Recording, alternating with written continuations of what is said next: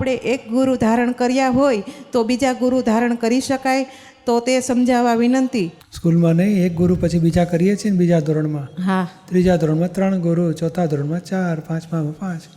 વ્યવહારના ગુરુ હોય છે અને આ ગુરુ થતા જ નથી અને આ શિષ્ય બનાવતાય નથી.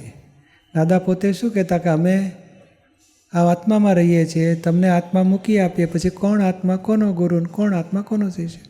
વ્યવહારમાં તો ડગલે ને પગલે ગુરુની જરૂર પડે. આ હોલ જડતો ના હોય ને કોઈને પૂછવું પડે, એ ગુરુ થઈ ગયા. એટલે સંસારમાં તો ગુરુ રહેવાના જ અને ધર્મમાંય ગુરુ રહેવાના. એ સંસારમાં સારું શું, ખરાબ શું, હિત અહિત, શુભ અશુભની સમજણ પાડે. જ્યારે આ મોક્ષ માર્ગ છે, અહીં ગુરુ શિષ્યનો ભેદે નથી ને સંબંધે નથી. અહીં તો પોતાના આત્માને ઓળખીને પછી આત્મા એ જ ગુરુ આપણો ને આપણે આત્માને ફોલો કરીશું એટલે મોક્ષ થશે આપણો.